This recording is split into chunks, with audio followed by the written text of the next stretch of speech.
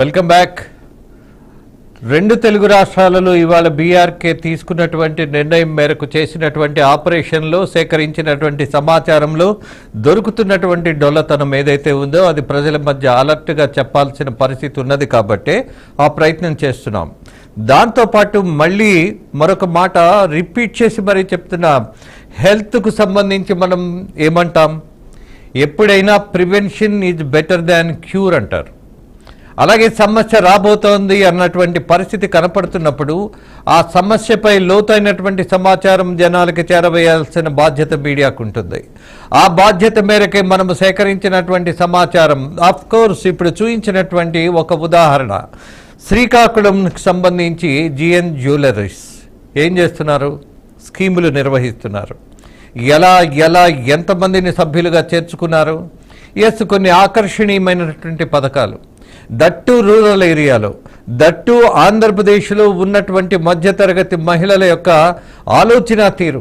Yes, వాయిదాల మీద మనము బంగారం కొనుక్కోగలిగితే ఒకేసారి కొనలేము కదా అన్నటువంటి ఒక ఇబ్బందిని గ్రహించి నెల నెల కడదాములే అన్నటువంటి ప్రయత్నంలో ఇలా కొంతమంది వలలో పడిపోతున్నారు. ఈ పడుతున్నటువంటి బాధితులకు రక్షణ ఎక్కడా? నెవర్. వీళ్ళకి ఎక్కడా రక్షణ ఉండదు. చట్టబద్ధమైనటువంటి రక్షణ లేని చోట మనం పెట్టుబడి పెట్టినా, డబ్బు కట్టినా, మోసపోయినా దిక్కే ఉండదు. చూశారు కదా అనేకమైనటువంటి అనుభవాలు. ఆ చూసినటువంటి వాళ్ళల్లో అభయ గోల్డ్, అలాగే హీరా గోల్డ్, అలాగే అగ్రి గోల్డ్, ఏదైనా సరే ఒక స్కీమ్, ఒక స్కామ్. అలాగే గోల్డ్కు సంబంధించింది కూడా స్కీముల్లో ఉన్నటువంటిది ఏ రకమైనటువంటి భద్రతతో కూడింది కాదు. మళ్ళీ రిపీట్ చేసి చెప్తున్నా, ఏ స్కీమ్ అయినా సరే భద్రత లేనటువంటి పరిస్థితి. అది కార్పొరేట్ అయినా కావచ్చు, లేదా చిన్న దుకాణమైనా కావచ్చు. ఎక్కడా మహిళలకు కట్టేటటువంటి వాళ్ళ కష్టార్జితానికి మాత్రం రక్షణ లేనే లేదు. మోసపోవద్దు అని పదే ఎందుకు చెప్తున్నామంటే, కంపారిజన్ తీసుకున్నప్పుడు పక్క రాష్ట్రాలలో వేల కోట్ల దోపిడీ ఇలానే జరిగింది. ఆశ్చర్యకరమైనటువంటి విషయం చెప్తా, ఇదే స్కీములతో కర్ణాటకలో జరిగినటువంటి మోసాన్ని పోలీస్ అధికారులు బయటకు తీసుకొచ్చినప్పుడు ఎన్ని కేసులు, ఎన్ని ఎఫ్ఐఆర్లు రిజిస్టర్ అయినాయో తెలుసా? దిమ్మ తిరిగిపోతుంది వింటే. 45,000 కేసులు. ఎవరి మీద? ఈ స్కీములు నిర్వహించిన గోల్డ్ షాపుల మీద. ఇది జోక్ కాదు, ఇది వాస్తవం. ఇది రికార్డ్ అయినటువంటి పరిస్థితి.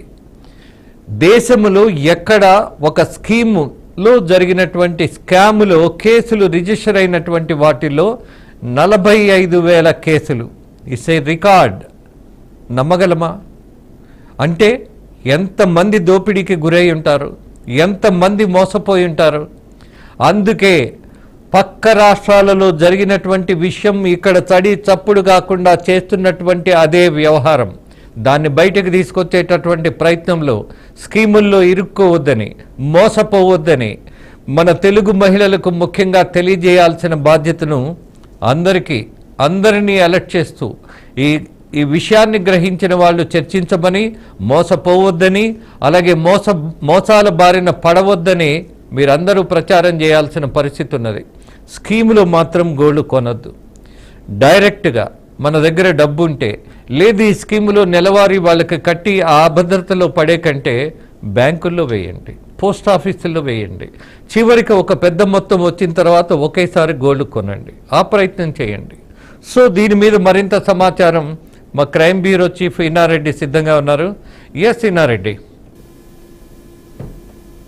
దీంట్లో మనం గమనిస్తే ప్రధానంగా ఇక్కడ నాకు కొన్ని విషయాలు ఇస్తున్నారు. శ్రీకాకుళంలో మన ప్రతినిధి శ్రవణ్ చేసిన ఒక ఆపరేషన్ ఏమైతే ఉందో దాంట్లో చాలా స్పష్టంగా ఇక్కడ ఏమైతే జరుగుతున్న వ్యవహారంలో మనం గత 2 రోజులుగా ఏమైతే మనం దీన్ని ప్రజల ముందు తీసుకొచ్చేసి ఇలాంటి విషయాల్లో జాగ్రత్తగా ఉండండి మీరు చెప్పారు.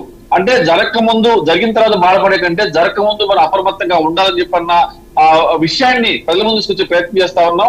పక్క రాష్ట్రాల్లో ఇప్పుడు మనం కర్ణాటక కావచ్చు, తమిళనాడు కావచ్చు, మీరు చెప్పినట్టు దాదాపుగా 45,000 కేసుల్లో బాధితులు 20 లక్షల మంది పైబడి ఉన్నారని చెప్పేసి అప్పుడు గుర్తించడం జరిగింది. సో ఇంత భారీ ఎత్తున బాధితులు పోలీస్ స్టేషన్ రావడం, కంప్లైంట్ ఇవ్వడం, తర్వాత ఆ ఫిర్యాదు మేరకు వాళ్ళ మీద యాక్షన్ ఇవ్వడం జరిగింది.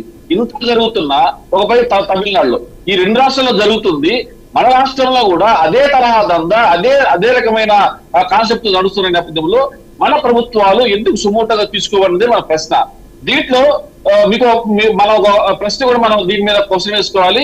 ఇప్పుడు మన శ్రీకాకుళం ప్రతినిధి చేసిన రెస్క్యూ ఆపరేషన్ లో అతనితో మాట్లాడినప్పుడు నాకు ఒక కొత్త విషయం కూడా తెలిసింది. అయితే ఎన్ఆర్ఐస్ సంబంధించిన ప్రతినిధులు ఎవరైతే ఉన్నారో ఎన్ఆర్ఐస్ కూడా చాలా ఎక్కువ మంది ఈ స్కీమ్ లో పాల్గొన్నారు అని కూడా తెలుస్తా ఉంది. మరి ఎన్ఆర్ఐస్ తీసుకున్నప్పుడు ఆ డబ్బుల్లో వాళ్ళు ఎలా కలెక్ట్ చేస్తున్నారు, దీంట్లో మరి దానికి సంబంధించిన వ్యవహారంలో ఏ రకమైన స్కామ్ జరుగుతుంది, మరి దాన్ని ఖచ్చితంగా పోలీసులు దృష్టి పెట్టాల్సిన అవసరం ఉంది. సో ఇలాంటి స్కీముల వ్యవహారంలో డబ్బులు కలెక్ట్ చేసిన విధానం కావచ్చు. తర్వాత రాజేంద్ర గారు ఒక్క విషయాన్ని గమనించాలి. ఇక్కడ మనం చూస్తున్నప్పుడు వీళ్ళు కోట్ల కొద్ది డబ్బులు వసూలు చేస్తా ఉన్నారు. నేను కొంతమందితో పర్సనల్ గా మాట్లాడాను, ఆఫ్ ది రికార్డ్ మాట్లాడినప్పుడు గోల్డ్ షాపులు నడుస్తున్న వ్యవహారం అంతా కూడా, గోల్డ్ షాపులు బిజినెస్ చేస్తున్నంతా కూడా ఇలా కలెక్ట్ చేసిన మనీ తోటే వాళ్ళు డబ్బులు వసూలు చేస్తున్నారని చెప్పిన విషయం చాలా స్పష్టంగా దీంట్లో అర్థమవుతా ఉంది. దీంట్లో ఒక విషయం స్పష్టమవుతా ఉంది, మనీ లాండరింగ్. ఎస్, దీంట్లో నాకు స్పష్టంగా సమాచారం ఉంది. ఇప్పుడు మన శ్రీకాకుళం ప్రతినిధి శ్రవణ్ చేసిన ఆపరేషన్ లో ఎన్ఆర్ఐ చాలా మంది పెట్టుబడులు పెట్టారని చెప్పి స్పష్టమవుతా ఉంది. మరి ఎన్ఆర్ఐ పెట్టుబడులకు సంబంధించి డాలర్ల రూపంలో వాళ్ళకి ఏ రకంగా చేరవేస్తున్నారు, ఇక్కడ మనీ లాండరింగ్ జరిగింది. దీని కనుక దృష్టి పెడితే, పోలీసు దృష్టి పెడితే ఆ వ్యవహారం కొంత కీలకమైన సమాచారం వస్తుందని చెప్పిన కూడా మనకు అంతా ఉంది. ఈ విషయం మీద, ఈ దాడి విషయం మీద, అంటే ఒక సమస్యను వెళ్లిలో తీసుకొని రావాలంటే ఈ రోజు ఒక రెస్క్యూ ఆపరేషన్ చేయాల్సిన అవసరం ఉంది. ఈ రోజు శ్రవణ్ తీసుకున్న ఆపరేషన్ లో చాలా స్పష్టంగా వాళ్ళు ఏ రకంగా స్కీములు పెట్టారు, ఎంత వసూలు చేశారు, మరి నమ్మకం ఏంటి, దీనికి పర్మిషన్ ఉందా అంటే మీ నమ్మకమే మా పెట్టుబడి, సో మీ అమాయకత్వమే మా పెట్టుబడి, మీ యొక్క ఆశే మా పెట్టుబడి. ఇదే రకంగా బిజినెస్ చేస్తున్న నేపథ్యంలో ఖచ్చితంగా దీని మీద పోలీసు యంత్రాంగం స్పందించారు. పోలీసు ఆఫీసులు మాట్లాడే ప్రయత్నం చేశాను. ఫిర్యాదు వస్తే ఖచ్చితంగా చర్యలు తీసుకుంటూ కూడా అక్కడ పోలీసు అధికారులు చెప్తున్న పరిస్థితి. దీంతో పాటు ఇప్పుడు జరుగుతున్న ఈ డబ్బుల కలెక్షన్ వ్యవహారంతో పాటు మనీ లాండరింగ్, అంటే విదేశీయుల దగ్గర నుంచి వాళ్ళు డబ్బులు వసూలు చేసి ఈ స్కీమ్ లో జాయిన్ చేపిస్తున్నారు కాబట్టి ఇక్కడ మనీ లాండరింగ్ కూడా జరుగుతా ఉంది. ఆ దిశగా కూడా కనుక పోలీసు అధికారులు దర్యాప్తు చేస్తే ఇంకా చాలా విషయాలు వెలుగులోకి వస్తాయని చెప్పి కూడా మన స్పష్టత ఉంది. మొత్తం మీద ఇలా స్కీముల పేరిట స్కాములు చేస్తూ యథేచ్ఛగా చివరకు మన ప్రతినిధి మీద దాడికి తెగబడే ప్రయత్నం చేస్తున్నారంటే వాళ్ళ వెనుక ఉన్న శక్తులు ఎవరు, వాళ్ళు ఎందుకు అంత ధైర్యంగా ఈ స్కీమ్లను స్కామ్ రూపంలో మార్చి యథేచ్ఛగా సిగ్గు లేకుండా పబ్లిక్ దగ్గర నుంచి డబ్బులు వసూలు చేస్తున్న క్రమాన్ని చూస్తుంటే దీని మీద మన ప్రయత్నం ఎత్తు పరిస్థితిలో విఫలమవ్వదు. నేను రేపు ఒక పెద్ద బ్రేకింగ్ తో ముందుకు రాబోతున్నాను. ఖచ్చితంగా ఇది గవర్నమెంట్ దృష్టి కూడా వెళ్ళింది, ఆలోచన చేస్తున్నారు. దీంట్లో సజ్జనర్ గారు లాంటి ఒక ఎఫిషియెంట్ ఐపీఎస్ ఆఫీసర్ గతంలో చూశాను. ఈ లోన్ యాప్స్ వ్యవహారంలో ఆయన దీంట్లో అంటే ఆర్టీసీ ఎండీగా ఉన్నప్పుడు కూడా ఒక పోలీస్ అధికారిగా తన బాధ్యతను భుజాన మీద వేసుకొని సోషల్ మీడియాలో వాళ్ళు చేసిన అరాచకాలు, వాళ్ళు చేసిన ప్రచారం వల్ల ఎంతమంది ప్రాణాలు కోల్పోయారు, ఎంతమంది రోడ్డు పనులు పడ్డారని చెప్పిన విషయాన్ని కూడా వెలుగులో తీసుకురావడం జరిగింది. దాని మీద కేసు కూడా అయినాయి. ఇదే కాకుండా ఇన్ఫ్లుయెన్సర్స్, రాజేంద్ర గారు మీరు చెప్పినట్టుగా ఈ ఇన్ఫ్లుయెన్స్ వ్యవహారం అనేది మాత్రం కూడా ఖచ్చితంగా మనం సీరియస్ తీసుకోవాలి. మేము ఇకపై ఇలాంటి ఇల్లీగల్ పనులకు మేము ప్రచారం చేయమని చెప్పేసి ధైర్యంగా చెప్పగలిగే దమ్ము వాళ్ళకు ఉందా? అలా ఎందుకు చెయ్యరు? ప్రజలను మోసం చేస్తున్న ఈ సోకాళ్ళు ఈ గోల్డ్ కంపెనీలు ఏవైతే ఉన్నాయో వాళ్ళకు మీరు ఎందుకు ఒత్తాస పలుకుతున్నారు? మీరు ప్రచారాలు చేసుకునే ముందు ఆ కంపెనీలు చేస్తున్నది సరైన మార్గమా, అక్రమ మార్గమా, అది కరెక్టా కాదా అని చెప్పేసి అంటే మీరు ప్రచారం చేస్తున్నారు కాబట్టి మిమ్మల్ని నమ్మి మోసపోతుంది.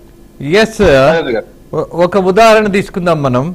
ఒక పెద్ద ఆయన డబ్బులు ఊరికే రావు అంటాడు, కానీ ఇక్కడ వాళ్ళకి ఊరికే డబ్బులు వస్తున్నాయి.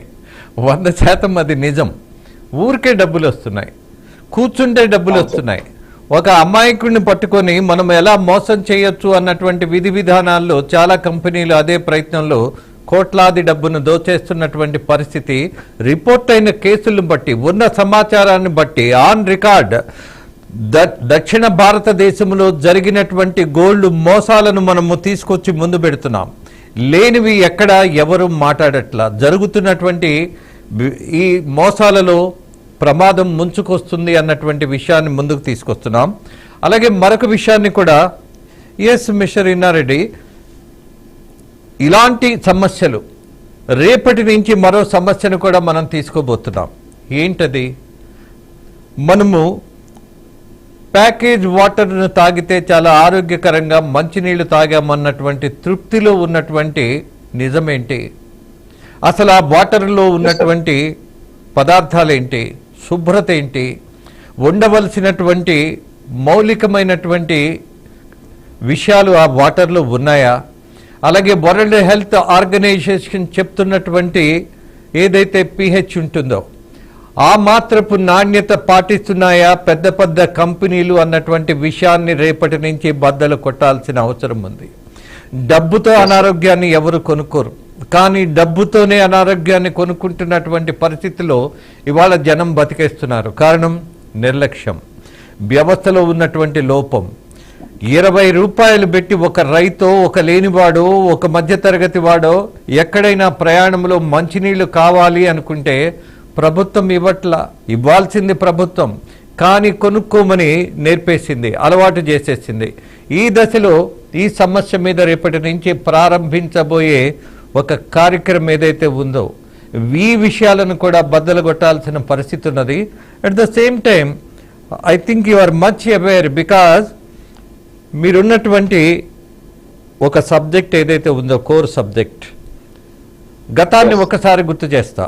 ఈ బెట్టింగ్ స్కీమ్లో అనేక మంది ఇన్ఫ్లుయెన్సర్స్గా, ప్రచారకర్తలుగా ఉన్నటువంటి సినిమాకి సంబంధించినటువంటి నటులు, సెలబ్రిటీలు, వాళ్ళ పరిస్థితి ఏంటి? వాళ్ళ మీద కేసులు పడ్డాయి, అలాగే వాళ్ళను విచారణకు పిలిచారు. ఉన్నటువంటి అప్డేట్ ఏంటి దాని మీద? రాజేంద్ర గారు, ఇక్కడ అంటే ప్రచార ఆర్భాటం, అంటే మీడియా ఒక సబ్జెక్ట్ తీసుకుంటే వాళ్ళకి సంబంధించి అసలు ఏం జరుగుతా ఉంది, తర్వాత ఎలాంటి పరిస్థితుల్లో వాళ్ళు పిలిపించారు, ఆ తర్వాత ఏమైంది. సో అంటే ఇక్కడ ఏమవుతుందంటే రాజేంద్ర గారు, ప్రధానంగా మనం గమనిస్తే పోలీసులు కూడా యాక్షన్ తీసుకుంటున్నాము, వాళ్ళని అదుపులో తీసుకున్నాం, విచారించాము. దెన్ వాళ్ళకి శిక్షలు పడ్డాయా, వాళ్ళు చేస్తున్న నేరాన్ని వాళ్ళు ఒప్పుకున్నారా, తర్వాత మరి వాళ్ళను ఈ రకంగా చాలా స్పష్టంగా అంటే వాళ్ళని నమ్మి, ఇన్ఫ్లుయెన్సర్స్ నమ్మి వాళ్ళు చెప్పారు కాబట్టి మనం డబ్బులు కట్టొచ్చు, ఇది కరెక్ట్ అయిన యాప్లే, కరెక్ట్ అయిన సమస్యలు అని చెప్పి నమ్మారు. వాళ్ళని చూసి నమ్మారు కాబట్టి ఆ నమ్మకాన్ని ఒమ్ము జరిగింది, ఇబ్బంది పడ్డారు. ఇప్పటి వరకు కూడా ఎవరి మీద యాక్షన్ తీసుకున్న వ్యవహారం అయితే రాలేదు. ఈ సమాచారం చాలు. ఇన్నారెడ్డి, మీరు చెప్పినటువంటి ఈ సమాచారం చాలు.